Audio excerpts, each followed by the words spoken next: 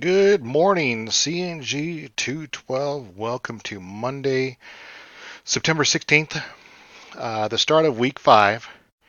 Um, I'm glad you guys are hopping in there and using the Google Hangout.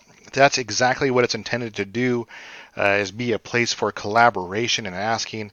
Um, and as most of you have started to figure out, um, answering on my phone, I can be in a meeting or anything else and still give you almost automatic response times, um, as of trying to get in front of a computer and look at emails and log into D2L and then log into Outlook to get into um, two different accounts to check emails. I guess what I'm getting at. This week we take a deeper dive into looking at storage pools. This is an interesting concept because we look at how to create a storage pool. Um, I guess I'd say how to implement and when to implement a storage pool. Um, in face to face, I know that there were some different steps with labs that you had to do with creating storage pools. I don't think we're going to run into that problem since we are using a virtual platform. But we're going to do some of the same steps and where we're creating different disks or we're making disks available for this pool as it gets started.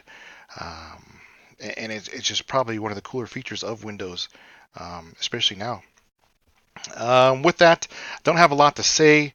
Our midterm will be coming up at the end of this week. Not, yeah, the end of this week. Make sure to get that in. If you do bad in the midterm or forget the midterm or um, I don't know, something comes up that you're unable to do the midterm or you get a poor score on it, don't worry. In the syllabus where it's stated to get the Kaplan code, that's going to take care of your midterm exam. So the Kaplan exam 7070740 will be the savior for your test scores. Um, keep on rehearsing that. You should have that now. Keep on rehearsing that. Keep going over it because no matter what your grade is, a 70 or better on the Kaplan exam. Remember, that's just a trial here. Oops, I don't want to do that. I want to go. Let's go here and then do that there. So to pop in here, I don't have it yet on my screen. We'll go to the networking one.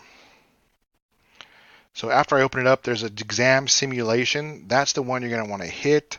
Then you want to go take quick quiz, and then you're going to start wanting to run through the questions. Keep on going through the questions. Keep practicing that over and over and over because that is going to be your savior for your grades on your final exam and your midterm exam. Make sure to get those in because the exams are 15% of your grade each. There's 30% of your grade right there. I would not um, take those lightly.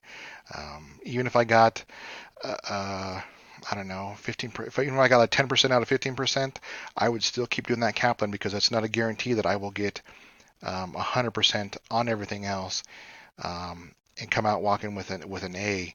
I would definitely be using that Kaplan to my advantage, making sure that I got exactly 30% of my grade. So if you have any questions, reach out to me. I do have a Kaplan video posted in the news section, so make sure to follow that and just keep practicing Kaplan from here on out.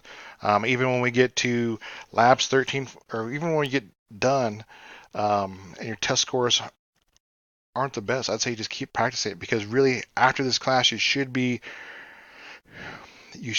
on your way to the 70740 certification in your Windows career.